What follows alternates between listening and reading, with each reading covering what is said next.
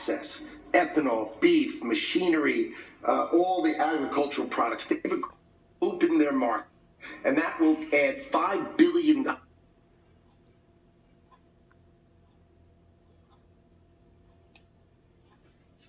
Does this leave the lane open for trade negotiations and maybe even deals with the other countries that we're also trying to unilaterally negotiate with? That's the big question here. And of course,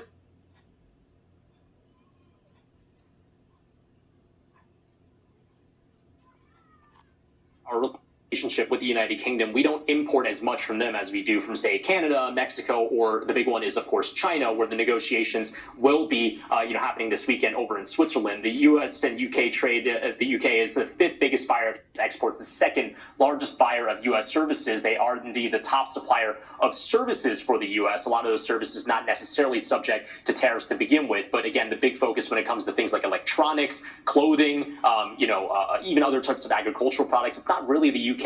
China remains the focus, where it's 145% tariff. And again, we'll see what happens out of those negotiations in Switzerland this weekend. Unless you're trying to buy like a luxury car from one of those. Yeah, but Jaguar Land Rover, it is relevant, but of course, how many people are buying Land Rovers? Right. Yeah. Brian Chung, thank you.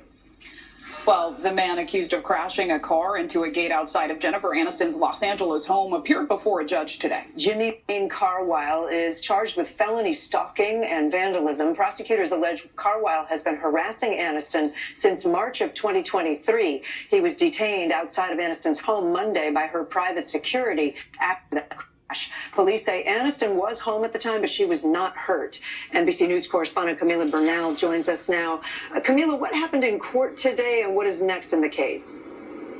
Yeah, Kate. So Carwile appeared in court today wearing essentially a suicide prevention blanket, and the judge essentially suspending the criminal proceedings and saying this has to go to mental health court. And so what the prosecution asked was that he be told to stay away from Jennifer Aniston. The judge did just that, saying he cannot be within 100 yards of her home, also saying he cannot have a weapon. He set bail to $150,000 and essentially said that there needs to be this medical evaluation before these proceedings can continue. So we'll have to wait to see what happens in that evaluation.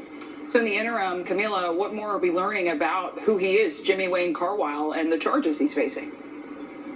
Yeah, this 48-year-old from Mississippi, we know, was essentially stalking Jennifer Aniston for various weeks and months prior to this incident on Monday. Not only posted things on his social media, but also reached out to her on social media through email and even left voicemails for the actress. Authorities saying that these posts on social media were also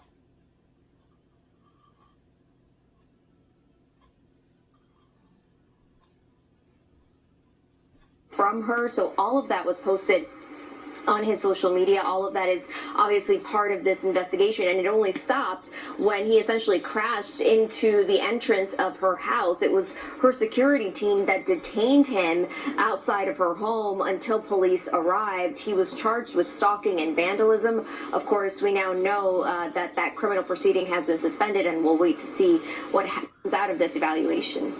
Camila Bernal.